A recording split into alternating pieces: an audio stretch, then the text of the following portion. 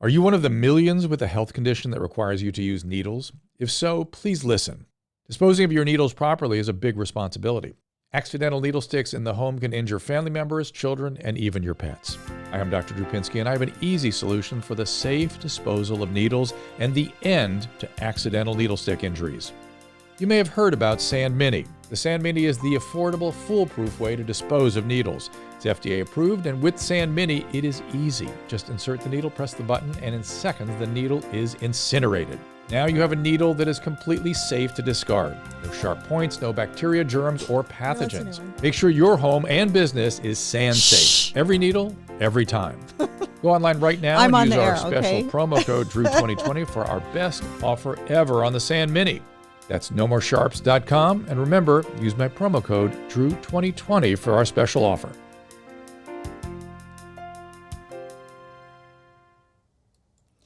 Hey, everyone. It's a dose of Dr. Drew.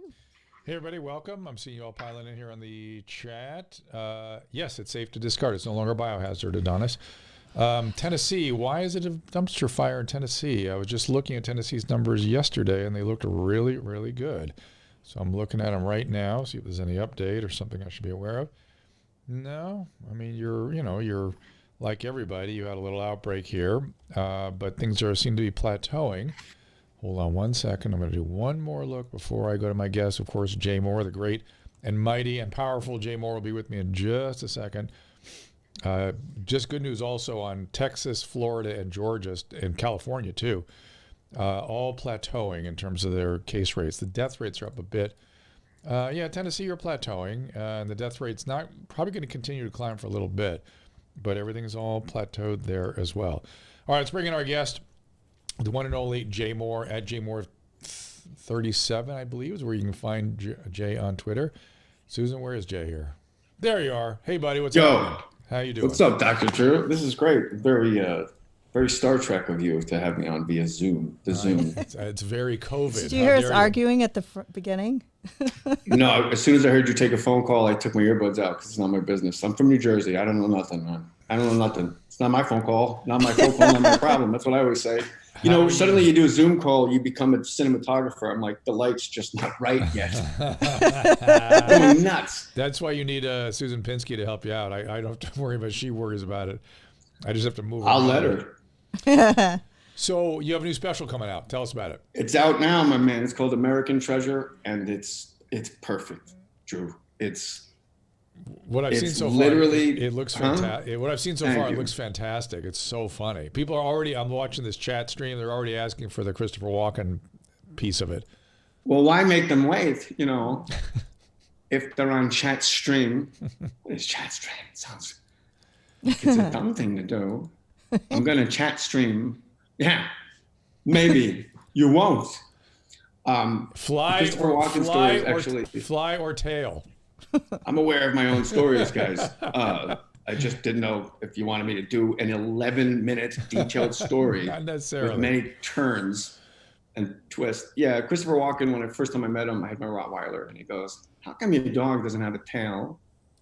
Where did it go? The poor thing. She's got no tail." And I go, "Her name's Shirley." He goes, "Who cares?" I thought he cared because he's the one that brought it up, He goes, "What happened to your dog's tail?" And he whispered real close. I'm like, "I don't know." And then he looks at me like it's my turn to talk. We haven't said hello yet, keep in mind. And he looked at me like it was my turn to talk. And I said the first thing I thought of, which was never a good idea if you're a guy, put that back in the holster. Think of the second thing, put that away. Yeah. Third thing, maybe. Yeah. I go, "Would you rather be able to fly or have a tail?" And after that, I also said out loud, "Oh, no." I could have asked him about winning Oscars or crying on camera, memorizing his lines for The Deer Hunter. No. He goes, "A tail, of course. I'm so glad you asked me that." He's been waiting his whole life for somebody finally to open the Ark of the Covenant for questions. "I'm so glad you asked me that. A tail, of course. You can always get on an airplane with your tail. Yeah. Use your brains."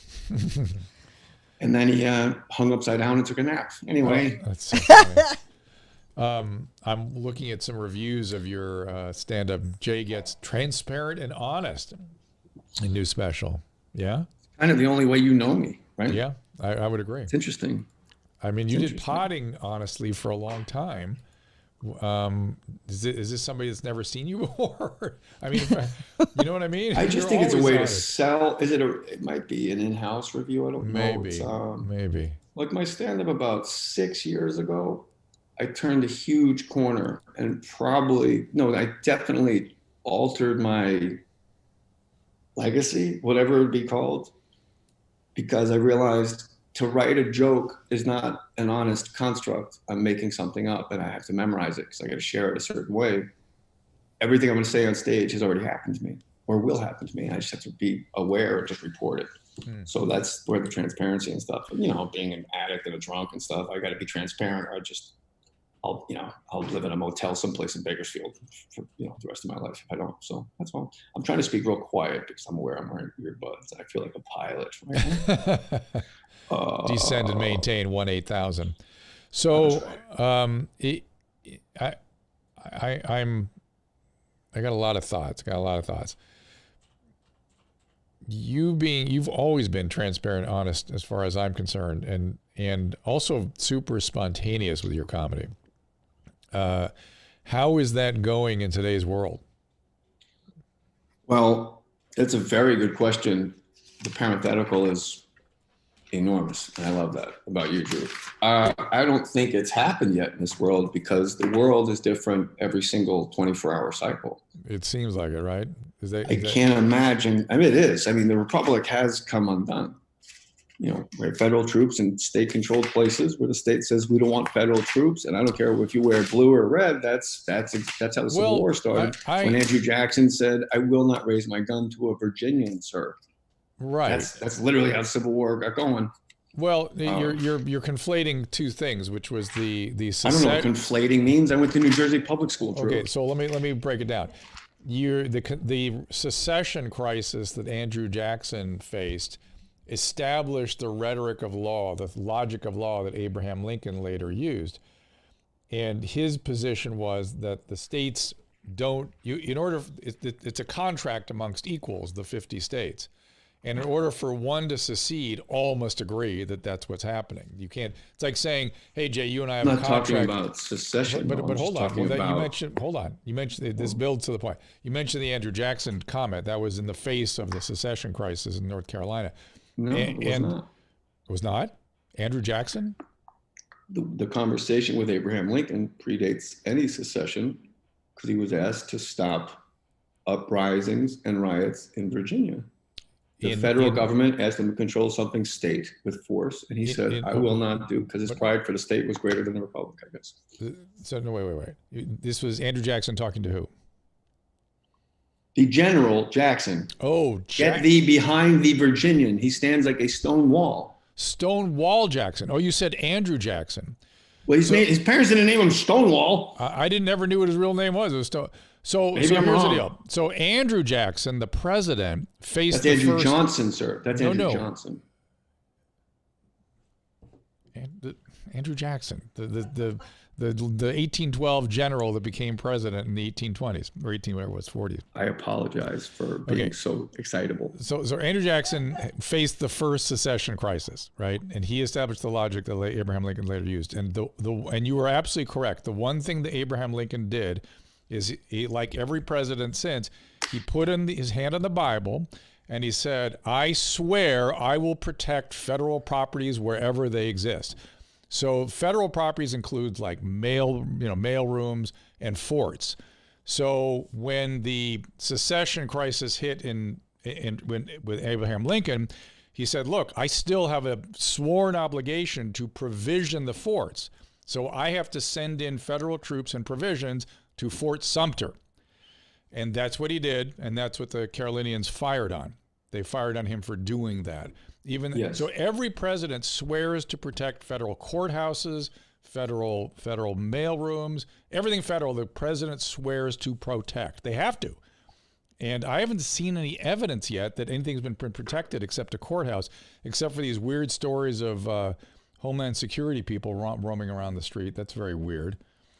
But there you go.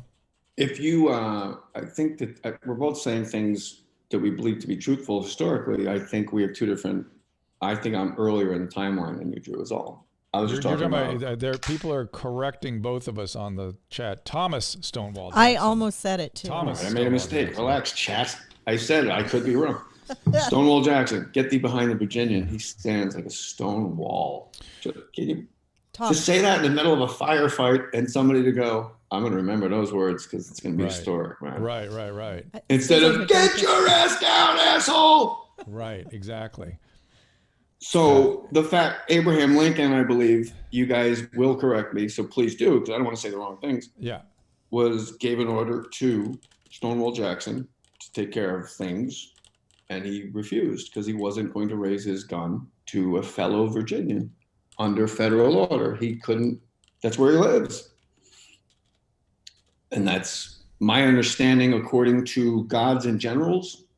That was my reading comprehension of that situation. Okay. I can't. What the fuck are we even talking about? How do we get to this damn place? That stuff all fascinates me, though. So you're working Jay over. No. It fascinates me too. I just good. I just want to make sure we're having a linear conversation because I've been known to not be sane. The reason I paused is Stonewall Jackson was a Confederate general. He didn't take orders. Correct. He left the Union because the federal government told him to shoot at his own people. Got it. And he said, I will not raise my rifle to a Virginian, sir. Right.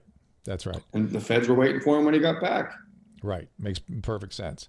So, which has been the sort of the conflict between states and federalism forever. And I guess we're going through just another wave of that stuff.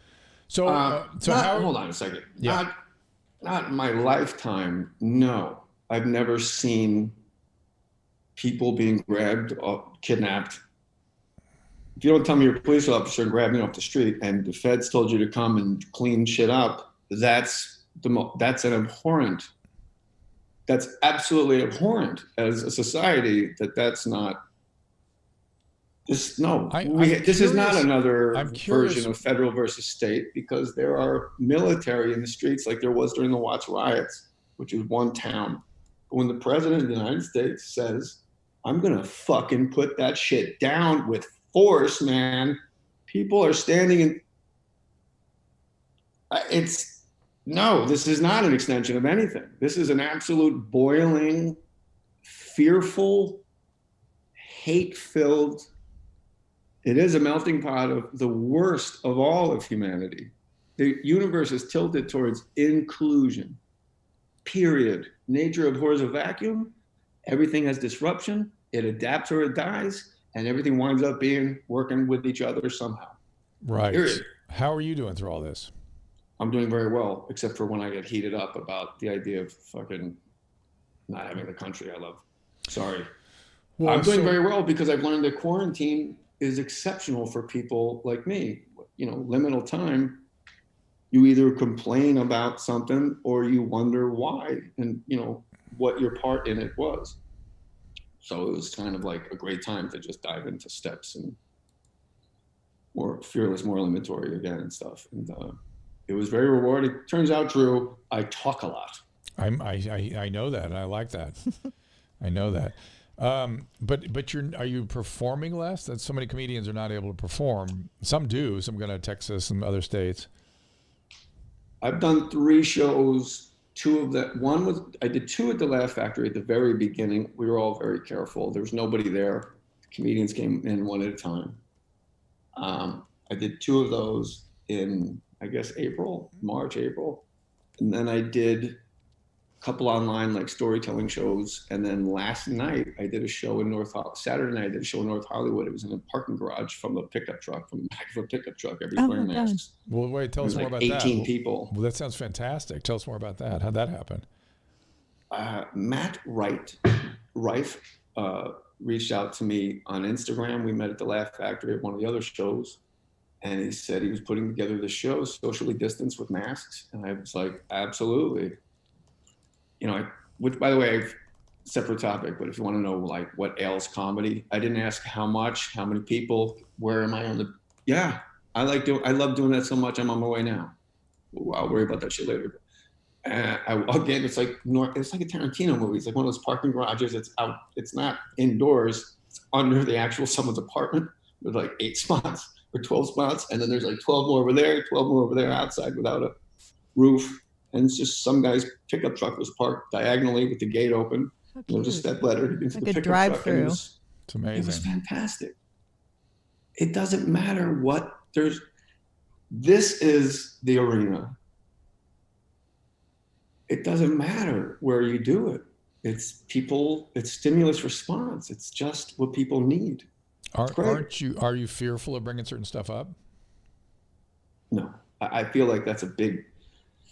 Like we're talking about the days that change every day and every day and every day. I'm not, and I can't be, because I can't introduce fear to myself at 50 years old. I can't introduce doubt. I can't. There's no room for it now. There's years ago, I remember you saying something that has gotten to the point now where, and I brought this up to you before, where they can reach out and harm you. I remember you saying that with social media, people should not have such close access to you after you perform. Remember that? We talked about that? Yeah, and they have total freedom of speech, unlike the actual performer. They can drop any racial slur in the comments of YouTube and like any social media. It's just ugh. But also, it was that in the context, it was terrible for me, and it showed my alcoholic brain and thinking, because I walked off stage at the Anaheim Convention Center. I hosted World of Warcraft BlizzCon. I walked across the street without cars in it, a closed street, to my hotel, and I opened my computer. I opened my computer to see how I did. I just left experiencing, murdering, and doing great, an impossible situation. People from South Korea, 6,000 people, South Koreans, Dutch, Orange County, Australians, and I don't know anything about video games like that at all. And I faked it and I did it. And I went across the street to see how I did through Twitter. And I realized, Greg Proops once said to me, if you look yourself up on the internet, you are everything you read. You are that. If you look yourself up, you are an absolute fatso asshole. Yes. No matter what. That's just for starters. My Wikipedia says I'm 5'5" and like 280, and my nickname is way more WAGH. I love it, but it does fascinate me why I can't get it off. Not me, my assistant. I go, I wanted my dad to be a rabbi. I figured if you can like mix and match or a spy, and my assistant and me, I can't do anything about it. But somebody just littered my Wikipedia with like fat jokes. It's crazy. Oh no! Fantastic. That's ridiculous. And anything about the COVID with you? Any concerns about it? All of them. I mean, yes, all of them, because we don't know anything from one centralized source. The Surgeon General is a guy named Jerome. It's not C. Everett Koch, but that's the voice, and that has been the centralized voice for the nation. And now there's thousands of speakers, like a Tower of Babel. And when people question science, it's like the ultimate gaslighting. So I had Dr. Asha George on my podcast, More Stories, the one that's up now. She's the head of Bipartisan Biodefense Commission. And she's exceptional, and her word's impeccable. She's just said it was Surgeon General. Dr. Fauci speaks only the truths that he has at that time because he works for science. Sure. His word is impeccable. Yeah, agree. And that's basically all I really needed to know was, who do I fucking listen to? Because I know I'm not listening to this wacky thing over here, this freak show. So the answer is Dr. Anthony Fauci and people like Dr. Drew, who have taken a Hippocratic oath to first do no harm. It's kind of important to them. Science is science, and the fact that we even question it is, I'm embarrassed. Well, science is a moving target. It's ever evolving, and it's biology, which is like trying to describe the behavior of clouds. It is not engineering. It is extremely difficult to, and even when we come up with a consensus, we always fight amongst ourselves to refine and move that consensus forward. That's how science works. It's about disprove that the certain situation is the accurate reflection of reality, and that's how we move it forward. Fauci, mistakes can be made, like you said. I'm aware of that all the time. But because we know that, we factor that into our decision making, into our thinking. And so whenever we go, we never go all one way or all the other. We're always trying to navigate between things because, for instance, shutting things down and all the crazy action that the government took has had massive impact on other medical conditions and mental health, the deaths from which will probably exceed COVID. And nobody, because they're not clinicians, they're not used to taking that into account when they make those kinds of decisions. I've been saying from the beginning, and I'll continue to say it, just listen to Fauci. That's all you got to do. I've been working alongside of him since 1983. And I got on the radio, people on my stream know this. Here's somebody's already saying, but Fauci contradicted himself. Yes, he will contradict himself. Yeah, but you're talking to me. Don't worry about them. He will make mistakes. He's a scientist, therefore his opinion will change with time. Don't fall for it. Calm down. All right. So what I was saying, I'm a little bummed that you're reading comments, and I thought you were talking to me the entire time. No, I'm talking to you too. The reason I got on the radio is because Fauci was telling us young physicians to get out there and educate about HIV. The term HIV didn't exist yet. Remember the term HTLV3? Remember that? I do not. Or how about GRIDS, gay-related intestinal disease syndrome? I do remember GRIDS. I also remember the baby furniture store named Sid's. It's not a joke. There was a guy named Sid that owned all baby furniture on the East Coast, and then Sid's came out and went out of business and killed himself. Yeah. And that's the funniest story ever told, and it's true. And I've never said that out loud until right now. The world, I'm getting so disappointed in people. And unfortunately, Jay, I'm looking at some of the chat comments. Why? It means you're not present and you're not here. Let me give you an example. The I don't AMA, care. the AMA. I don't care. They're just, you're fulfilling their purpose by repeating anything that bothers you.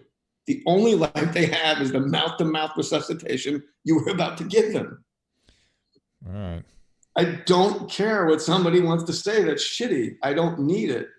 Well, it's not shitty. I think that way about myself all the time. I think terrible things about myself. It's not shitty. It's just I can't get out of bed. Some nice things you don't understand. It's just so distorted. It's distorted. That's what I'm trying to. Well, please, it's your show, so please continue, Drew. Well, let me one thing. I'm sorry, brother. Somebody says the AMA is controlled by pharma. The AMA has almost nothing to do with doctors. Almost nothing. They're a lobby group that some doctors send money group to help lobby Washington and the states and provide some resources and some publications to doctors. They have nothing to do with the practice of medicine to speak of. So this idea that the AMA controls you, that nothing could be further from the truth. Nor does the FDA. The FDA creates legal protections so we can prescribe without certain kinds of concerns. That's it. They don't not involved with how we practice medicine. They don't determine how we practice medicine. That these weird. How many times have you said this? It's interesting because I can't imagine this is the first time you've said emphatically doctors make mistakes because everything evolves and spirals and keeps going, and your job is to catch it and continue to disprove it. So if a guy says, "I don't think masks are a problem," at that time in our day-to-day life with this amount of cases. He was right at that moment, and he was certain he was right. That's the only reason he would ever open his mouth. Yep. Because it's science. And doctors, I think people need to know this too, like research needs money. And if you're politically biased and you fuck up something and prove everybody that you were wrong, you will never get a penny, or that entire industry won't get as much money as it ever would get because you're the guy that was so wrong to help a political party. It's not happening. Science, the truth doesn't move. I don't know what to tell you. We're talking about whether or not science is true. Yeah. These people need to fucking get rocks out of their head and get tennis balls on the bottom of their walkers and get going. I love it. I interviewed Dr. Zelenko a couple weeks ago, and people on this show know him because from these interviews. And I just want to report to everyone, he just direct messaged me. He had a pulmonary open heart surgery and a pulmonary valve replacement for a recurrence of a endothelial sarcoma, essentially. And he tweets me at 3:30 this afternoon, "I am going home tomorrow," which is great news. So he's done well from his surgery, and we should be hearing more from him in a couple of weeks, I would say. And I'll keep an open communication line. People keep asking me, how's he doing? How's he doing? I figured we'd hear from him today, and he's going home tomorrow. That's great, man. I like that everyone you know shares the same nomenclature and the same. Everyone just goes, "How's he doing? How's he doing?" They just keep coming up. "How's he doing? How's he doing?" On repeat. Have you noticed, like when you argue with somebody, Yeah. The voice, especially like you're talking to your friends about a spouse or like your girlfriend or something, you're like, so then, my husband goes, what are you going to do? Well, and you're like, does he really? I can see why you don't like him if he talks that way. That's crazy. Right. It's like you make them sound like, they don't know how to wipe. Like, and then my wife goes, why don't you go beat? You're like, well, I don't know why you married her. She's awful. That's funny. How are you doing generally in your life right now? Everything good with you? It is good. I don't know if I've spoken to you since I was diagnosed bipolar type 2 this year. Mm-hmm. I was diagnosed. And that was very relieving, actually. I bet. Because it's like, oh, I wasn't an asshole. I had a problem. I could not stop. I was, with OCD and stuff. Yeah. So it was just odd. And a lot of things made sense. Like my behavior, which has always been so manic, made sense. What was missing was the bottoming out of bipolar. Mm-hmm. I was always a very positive, happy person. Mm-hmm. The divorce, it's devastating, man. It's, when somebody sees a guy that's divorced, nobody goes, I bet he's got a broken heart.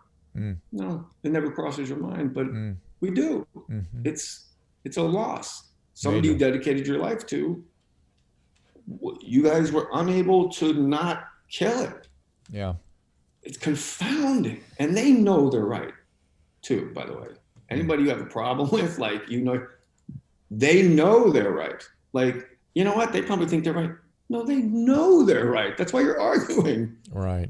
So that's really exhausting, trying to be accountable and transparent and trying to take that inventory and try to make amends, but not knowing what's gaslighting and what's real, because the data you have, if somebody dates maybe say a narcissist or a passive narcissist, the data is so intermittently completely false that your moral compass actually moves a bit, and it's terrifying. You're the meanest to yourself about it, and you're not sure what's real or not. And it takes a really long time just to process who you are again, because it's like a narcissist's compliments, become it's like, while we're alive, no one sees me like this person sees me. And then when you're that, like, whoa, then it's a very insidious thing where the criticism becomes your actual narrative to yourself. The criticism that just seems to be more and more the more time you get from it. But it was hard. Did you say that the depression hit after the divorce? Is that what you were saying? Oh, sorry. Yeah, I was never depressed. I had panic attacks, and I've been lonely. Like I'll die lonely, but it's just that depression, like I'm not a hurt myself type of depressive, thank God. It's just I can't move. I don't know how to explain it other than I should be standing up right now because I'm going to miss a flight to see my parents. And now it's after the flight, and I should call somebody and book another flight, and I just piss my bed, and I don't fucking care because there's no more Gatorade bottles or coffee cups to piss in because I haven't left here in 3 days. And then what saved me was coaching wrestling. I remember the coach the head coach of Crespi, my first place I coached. He texted me when I was in bed through 2.5 days. And he said, I need you to run practice. I was gone. I was already up. No thought about it, Drew. None. Just, it was like somebody shoved me up out of bed. So I just do that every day. Interesting. I got a kid wrestling at Purdue. I got a kid wrestling at Arizona State. I got a kid wrestling at Cal Poly. I got a kid wrestling at Rutgers. I got national champions that come and stay with me to train with me. Great. Apparently it's working. That's great. It's the best thing for me because it's the only time I'm selfless because they can't give me anything back. Right. To give with conditions, Yeah. The kid feeling great about himself is my payoff. That's amazing. Turns out I'm starting my period or something. Who is that? People just tuned in. They're like, that guy looks a little like Jim. And that asshole we know? No, you don't have premenstrual dysphoric disorder. You have bipolar disorder. I wish. It feels the same though. I got to tell you. Oh, are you a double major there? You're lucky. It was, it's the depression came and I had no experience with it, so I had no tools to deal with it. I went to a great psychiatrist who showed me that I had, the first person to say the word abuse to me out loud. And it was just settling. Like I was able to just sort of settle down when I went. yeah, I was really fucked with. Well, in my business, we call it abuse. I saw a second guy, and he's like, I saw a woman who I believe you know. I won't say her name, but just that word kept popping up. These different people had not spoken to each other, and I was like, not shame. Like Brené Brown, like only writes about shame now. It's like apparently there's an enormous industry in white ladies in Valencia feeling shame and buying a book about it instead of changing what makes them feel shame. I'm oversimplifying it. It wasn't a shame. It was kind of let down at myself, but not ashamed of how at 45 plus that was able to happen. And I didn't go, this is not cool. This has to stop right now.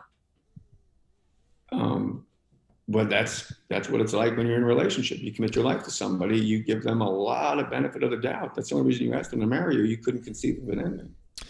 Now that you've learned about this condition and sort of you now have insight into what's going on with yourself, any thoughts on Kanye? More specifically about what? Well, he's bipolar. I think he's bipolar 2, it looks like, but I don't know. He might be bipolar 1. I think I honestly, I'm pretty isolated. So I'm like, I know I like most of his music. He's married to Kim. He looks like he has the mumps because he's sick with mumps. He always looks like he has the mumps. And I know he thinks he's running for president or something. Yeah. His wife, Kim actually wrote a very, very, very, I thought, clear and a spot on tweet where she was talking about how it's, you can't help people until they want to help themselves, and don't judge him for some of the behavior and lack of insight that's manifesting from the illness. It doesn't take away from who he is as a person. I thought she was just spot on.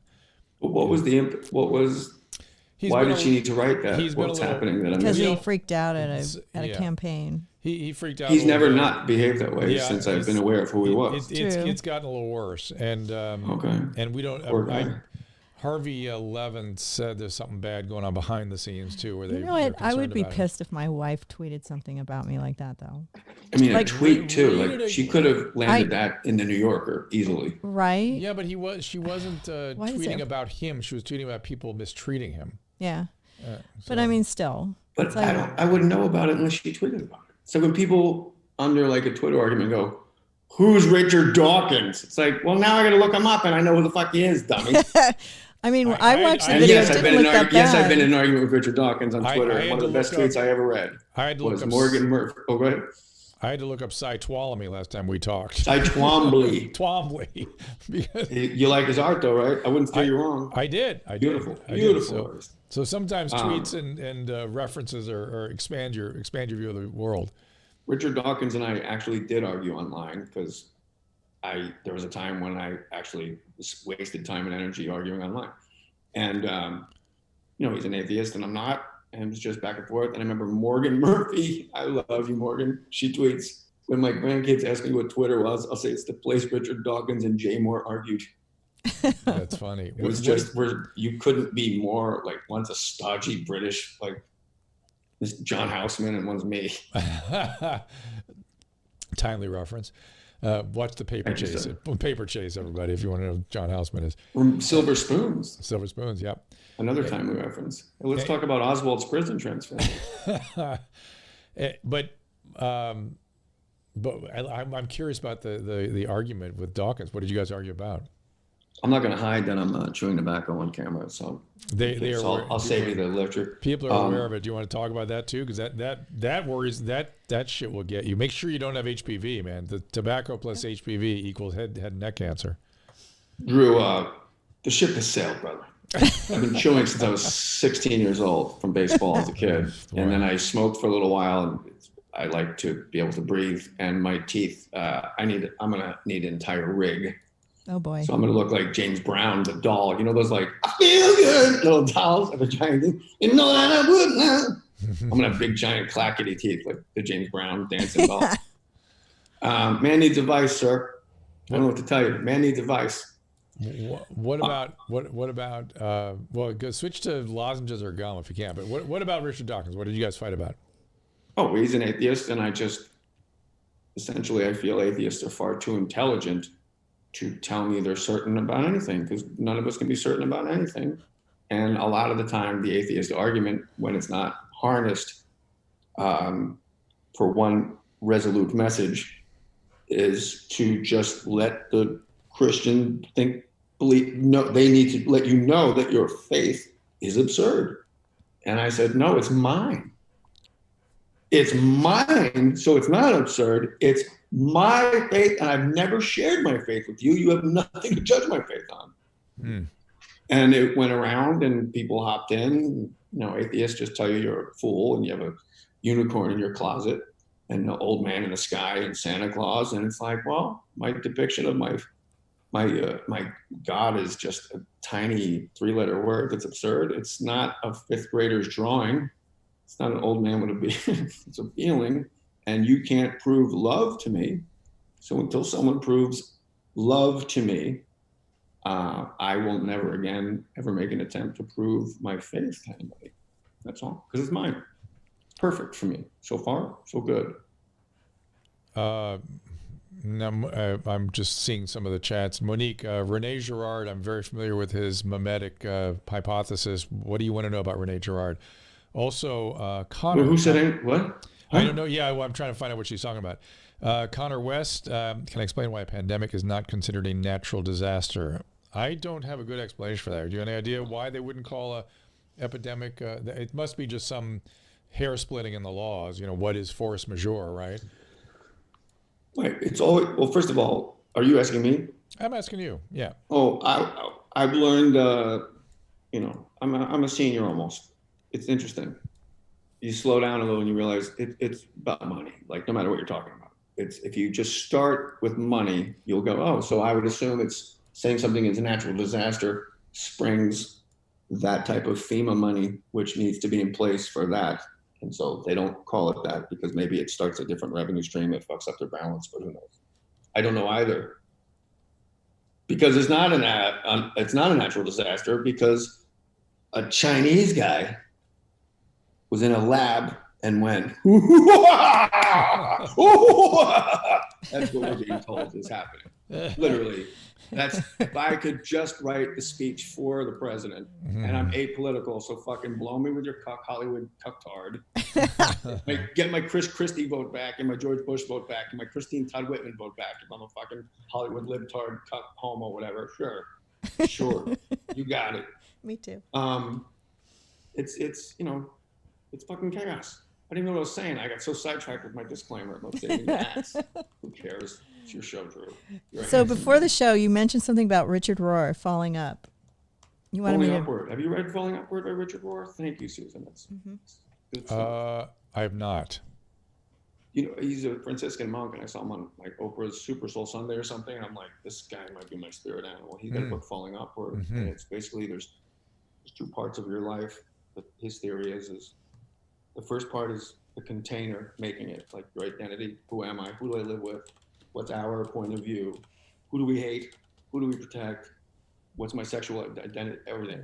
Well, that's and a lot. The second half of life is, now that you know the container, you can no longer use any first life in the second part of life. It's not going to suit you. It's going to be chaos. Because the second part of life is, now that you have the container, go use it. Go share it. Fill it. Fill that fucking thing. And just keep moving the contents around and having a great time. And that made a lot of sense to me when I read it. I was talking to Susan in the pre-interview about it. I realized I'm like 3 steps into, maybe 2 steps into, step and a half into the second part of my life. And I'm looking back at my life going, that makes complete sense as to a lot of the disruption and frustration in my life in the last like 3 or 4 years. Because my reaction is one of the sufficient narcissist that has to get that goal, because that's how we become great. Sorry, Kobe Bryant was obsessed with basketball. He's an absolute narcissist about basketball, yeah. And Shaq and you know Einstein, everybody, like that's all you do. You're the best. I have a shot to be the best. I'm going for it. But when that's over, if you're still acting like that person dealing with problems, the results are magnified terribly, exponentially. So I'm realizing now I can just fucking relax a little, I guess is what I'm saying. I just thought the book was great, but I'd way rather people order my special American treasure. How are you dealing with the bipolar disorder now? What do you mind if I ask what kind of No, treatment you're doing? Drew, anytime we talk publicly, privately, I'll always tell you if it's private, and if not, Okay. everything's on the Okay. table, man. Otherwise, nobody can ever be helped. I asked right. I asked because Appreciate you it. could be a role model for other people to go, hey, wait a minute, maybe that's what I'm dealing with too. And then I was told a long time ago, I heard somebody saying about antidepressants. It's like the cereal aisle at the supermarket. As many cereal boxes as you can imagine on both sides, all the way down. That's how many different combinations. That's how many antidepressants there are. And each one can also be used in concert with another one. It's infinite. So people have like one or two and they get so discouraged and they're like, they didn't work for me. Like, yeah, cornflakes did not work for you. Wait till you try, cinnamon toast crunch. That shit'll work for you, man. You just got to keep trying. yeah. The bipolar is I'm on Pristique, which I Mhm. think is a bit of a mood stabilizer. It's a dual agent. Yeah. Yeah. It's I noticed results almost. I believe it's not possible, but no, I you could with Prestige it can almost be immediately. it can be rapid acting. It can be. Okay. And it was what happens. I've learned with depression is you're not aware of it because status quo is a real powerful muscle. Right. You're just doing your thing. That's right. And when someone says, "Have you been depressed?" You kind of look back and you fill the space of 2 weeks and you go, "No." It doesn't dawn on you. You're not, like a panic attack. You take something and you go, "I'm not having a panic attack. I'm so happy." With depression, you just live your life and you just realize you got to pause in life. I've learned that you got to pause and accept what you really had an indelible mark on me. You said it on Loveline. I never told you this. You have to meet reality in reality's terms. And did And they? it stuck with me. Yeah, reality's terms are a really important message. Reality's not going to change. No. I can change Yeah. this Reality is what it moment. is. Yeah. I can speak like this differently. Maybe that will make Drew love me more. Probably not. I like it. But yeah, Well, Susan it's responded. basically. I took Prestige and I noticed something right away. I took Stratera anti. Don't. Yeah, be careful if they No, start. it was giving you fine with me. I just Yeah. the prescription ran out and there was Well, a but the pandemic. psychostimulants are for addicts. No, No bueno. oh, it was Stratera- impulse control, right? psychostimulants, no bueno. Stratera is the one you can take, but if they start going up from there, then What is this like? I don't know what that means. Tell me. I'm writing it down. amphetamines. It was I know. for impulse control. I'm not I- disagreeing with you. I'm just Yeah, sharing. it's a matter what it's for. It's Stratera is as far as you should go. Stratera I do use with addicts occasionally, but please don't go further. You're talking to a guy that was up around 2,000 milligrams of Adderall a day. Like, I Right. don't think it's going to knock me out, buddy. But But also, I don't want to. It's not habit forming, which I like. For me, I was told that anyway. Anyway, I noticed that the most dramatic difference. I noticed I would be talking to someone and I would spot where I would have interrupted them. And I strung a bunch of those together and it was alarming. Mm-hmm. Wow. And did they not put you on a mood stabilizer, something to make? Ooh, So this is pre-diagnosis. This is just trying to put the tail on the donkey. Got it.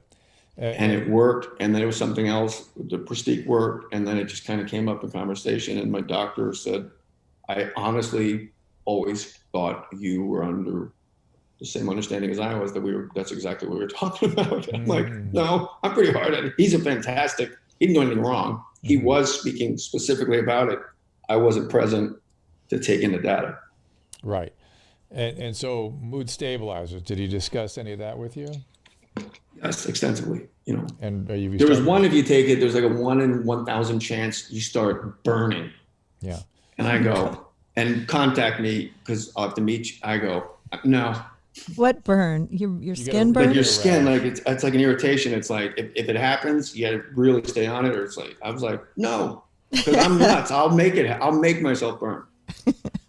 And as far as Drew was talking about chewing tobacco and HP, what is it called? HPV. I definitely don't have it. You know how I know that, Drew? How? Somebody would have told me. People would, of anyone who would get more delight in telling me I gave them a disease? Right. I can't imagine the glee and how fast they would drive to my apartment to go, Right. guess what? But Aha! if you You were cheating. Well, No. if you haven't had the HPV vaccine, that's sort of what I'm getting at. You have a high. Oh, do I get it?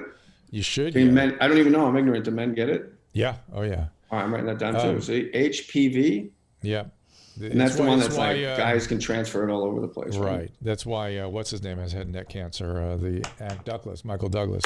He didn't get that. He ate so much pussy. Also, get your flu shot, okay, Jay? And get your flu shot.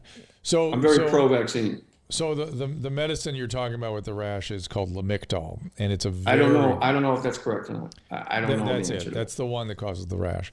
And I prescribed it thousands of times, never seen a rash. But it's sort of a classic reaction. It just rarely happens. But are you happier now? Is it working? Yeah, I'm happier. It's really very good question. And it's just a basic, straightforward question. Sometimes that's what we got to hear. Yeah, I'm happier. I'll never not. I feel like I just came out of like out of the woods, like Elizabeth Smart. It's like one of my first, this is like my 60 Minutes interview. Not because of you guys, because of me. I just realized I'm just going. It's because Drew is like such a paternal, comforting person, even though we're the same age. In my life, I just, I'm happier, yes. But if I was any lower, I would not be alive. Okay. It was unmanageable. It was nuts. It was scary. But I'm happier. But people when you get divorced, they're like, yeah, but at least now you're happy. It's like, no, I'm never going to be that kind of happy again. I used to have a driveway. Yeah. I used to go home because it was home. And it's, I learned, I started the life coaching stuff because I had to process everything. And I've learned, if you want to move, I did an episode of my podcast, the self-help episodes are just me talking for 14 minutes. How to move forward is stop trying to get why. You're never going to get a why. You will, everybody, I'm going to share. Look, you want to add 2 years to your life? You're never going to get a fucking why. It happened a while ago. How long do you want to stare at it? So if you know you're not going to get a why, all you can kind of do is walk away from the wreckage actually without going like this. How do I not get in an accident like that again? And your first answer is going to be, I'm not going to love anybody. You don't have any control over that. That's fear living and I can't do it. So I'll get married again, I'm sure. But right now she's in 5th grade, so I keep my distance. I figure if I'm 60, she'll be 20. So right now she's 10. That is like they did that SNL skit when they said you're gonna meet your future wife, and this woman comes in pregnant, and they're like, not the woman. I didn't see that sketch. That's great. But if I talk to her right now, they think I'm a creep. It's like, look, it's called grooming, okay? And you've talked a little bit about your argument with Richard Dawkins, but spirituality can be a very important piece of what you can hang on to at a time like this. I'm going to say it's above a debate about its merit. Yeah. Because you can be a dyed-in-the-wool atheist or agnostic, but you have feelings like when you love somebody, that's something bigger. That's a strange thing. There's no purpose for our existence. There is no purpose of us being on Earth. It's now, as long as man has been here, we still have no clue. We don't even debate it anymore. It used to be all they did. 1950s Italians, mostly in Philadelphia. And the Greeks. Anyway, what's the difference? I'm not circumcised. Listen, I'm a comedian. I am, I promise. Stop. Well, you're not Serena Williams, are you? You're Venus Williams. Sorry, I got problems here. I don't know what I was talking about because I just wanted to. So let me. So you were discussing mood stabilizers with your doctor. They brought up the Lamictal and all this stuff. How come you didn't start one? Because Prestige was working. What happened with me? The reason I ask, and this is me to you, is that an antidepressant without a mood stabilizer in anybody with bipolar 2 can throw you easily, especially a powerful one like Prestige, into a bipolar 1 episode. It can. What's the difference? Hold on one second. Let me get this step by step. So Prestige is an antidepressant. It's an antidepressant. It's putting the floor under you. The problem is the biology that we use to put the floor under bipolar can easily flip the top off. And the way we keep the other pill is a what? Is a mood stabilizer to keep the top on. And Hey, it sounds I'm like all for it because, yeah. But like, this is what I've noticed, that spirituality is also just being still. When you're yes. just still. Blaise Pascal's quote, the French philosopher, I'm paraphrasing the shit out of this. Go ahead. Man's trouble, basically, as we can't just sit alone with ourselves in a room. And he's right. Fair He's enough. absolutely right. Fair enough. Yeah. That's why I'm in traffic. I just sit in traffic.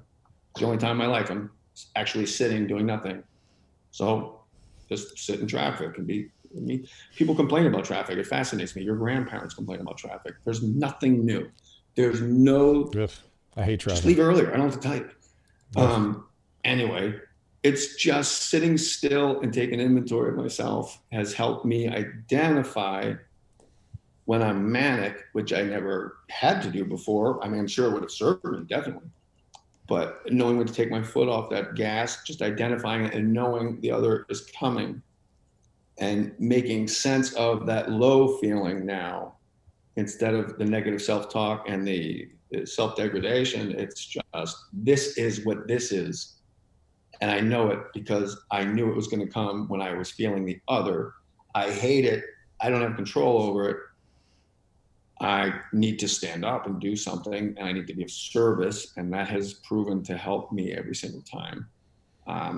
They say it a lot in AA, but just in life in general, it's just always, that's why coaching is so good. I have to be there every day. That's great. I do wrestle every single day. I'm never going to tell a kid to do something I can't do. That's why I don't tell them to run. I ain't running. I did it.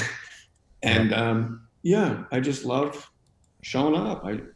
Life is just attendance and repetition. Show up, do what you love until you fucking die. It's really simple, man. So on the chat, Kelly Gallagher is asking about the age for the HPV vaccine. It's recommended for age 9 to 26, but it's also approved for all the way up to age 45. And you could argue to get that's just the age range. So you've told me nothing, Kelly Gallagher.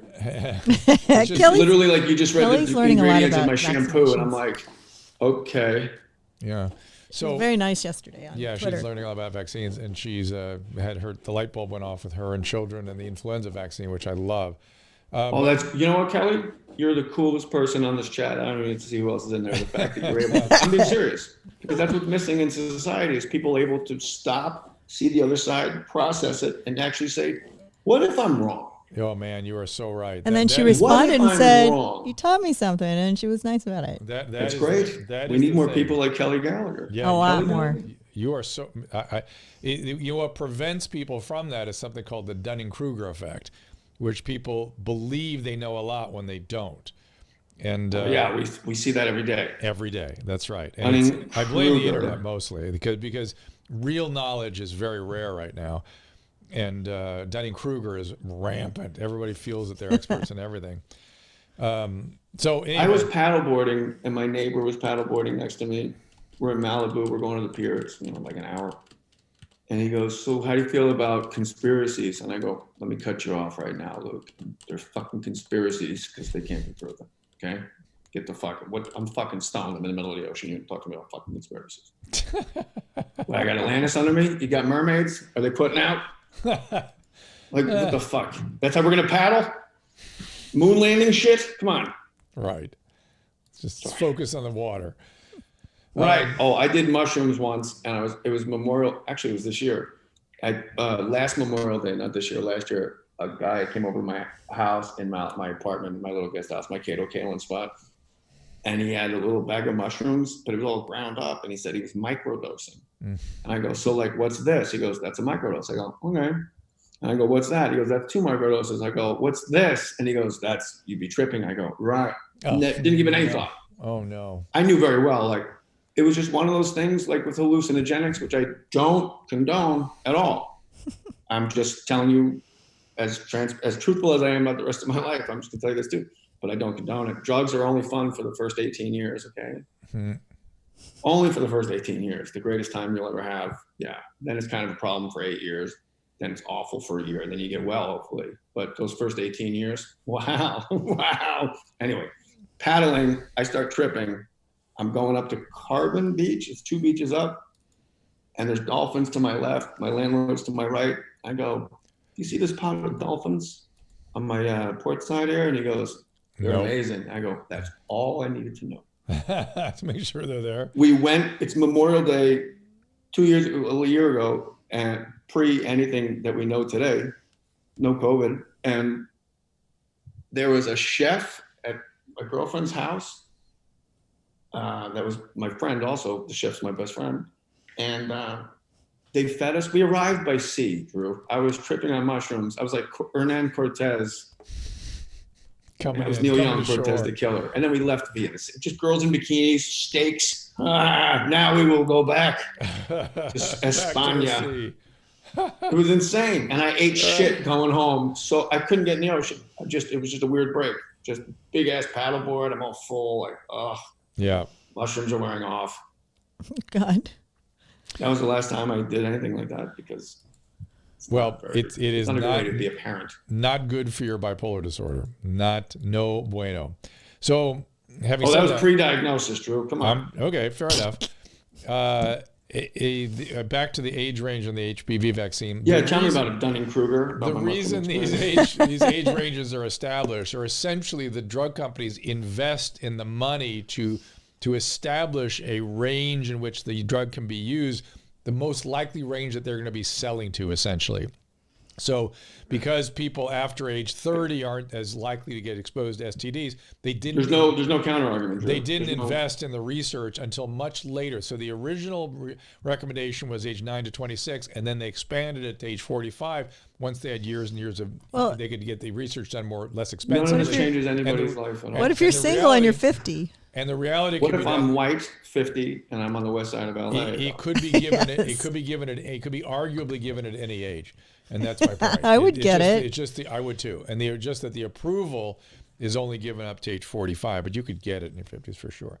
What is it with Viagra? Because I probably take that more than anything else. It goes with Viagra. It's fine. It's fine. They say side effects for Viagra is you might see a little blue. Yeah. I believe you actually told me that once. Yeah, it was backstage April Foolishness.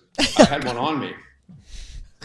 And it wasn't you though. Then I was with Corolla and I swallowed it after I got on stage. He goes, "Why? You got a big night lined up?" I go, "No, but now I have to." Oh God. That's an addict, my man. Yeah. They said you might be blue. It's like if I can get an erection, who cares? You won't be blue. Everybody could be Avatar and Smurfs. If I can just walk into a room, be turned on, and actually go, bing. How about I don't see at all? You can have my eyes. No, don't take that's my eyes. not. I need eyes to see. Now that is bipolar shit. There. No, it's not actually. I told you. Comedy, I need my eyes. Comedy, right one or the other. Make sure you hear the entirety of the statement. Fair enough. No, that's foolish. I need my eyes. So you can drive away. There you go. Yeah. All right. So, any thoughts about how we get out of all the mess we're in as a country, both the COVID and such a positive question. Well, I'm a positive person. Yeah, if you were the president, what would you? No, Jay usually has positive. Who's doing this interview anyway? The will of the people is why I feel why most of us are even alive. The government, this is not political what I'm saying. The government failed us, period, at the beginning. You could debate right now, I don't give a shit, because I'm just saying that's irrefutable. It happened.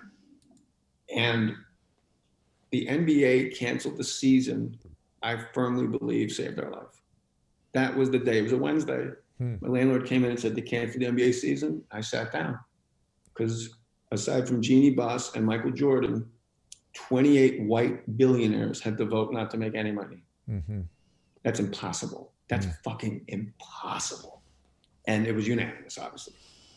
That's how serious it was. And it was because of that, I took it so seriously because it's terrifying. So that's what happened. And the people distancing, like everybody bumping elbows, and we were never told we had to do it. That's why I was always confused. The people like storming the Capitol in Michigan, white guys with automatic rifles inside the Capitol, across from state troopers, screaming, complaining about their fucking rights. Go back to Europe, asshole. If you don't like it here, go back to Europe.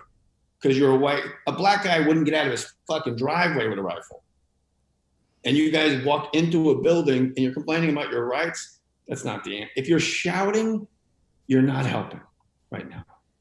If you're dismissing somebody outright, including myself, talking about the president, but he's proven it though.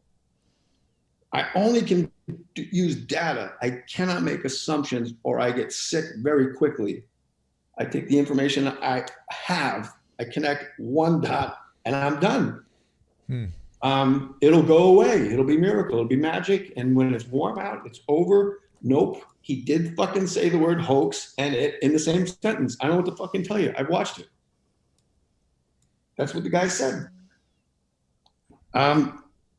Fuck, he's not leading me. I'd be a fool to follow somebody like that into a battle, and we're in a battle. Dr. Fauci is the voice. I'm following CDC guidelines. I live a very isolated life as a comedian. The only time I do anything social is with other comedians. See, my thing is, unfortunately, we're not following CDC guidelines. We're the states. I meant my circle. Yeah, the states have marched off to their own guidelines, and they're not listening to the CDC, and that's what's sort of been excessive. Some of them are, though.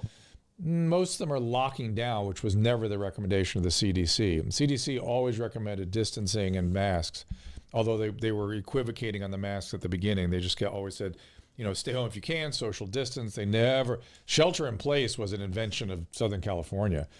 And well, on my drive here to my house today, I saw a lot of people with masks. Yeah, it's good. It's good. Only distancing. And at the comedy show, I saw one guy took his mask off, and everybody went, "What are you doing right now?" Like, stop. One of my wrestlers had ringworm on his neck, and I was like, "You have to get the hell away from me." Like, not a sign of COVID, by the way. But that's interesting. Oh, I'm aware, but not that that's not true. No, it plays to what I'm saying. It's an overt thing that's so contagious. They won't shut you down. Period. You may not touch anything in wrestling. And this guy I know was training, doing this. This is a guy that wrestles in the Big Ten that I used to coach in high school. And it was just, you need to get the fuck away from me. Because my landlord's 88. The doorknobs, his friends, I don't know where, he's wrestling other guys. And if he's not going to care for something that's visible here and here and here, he's probably not being that diligent about washing his hands and social distancing and wearing a mask. True that. You guys, I have to run.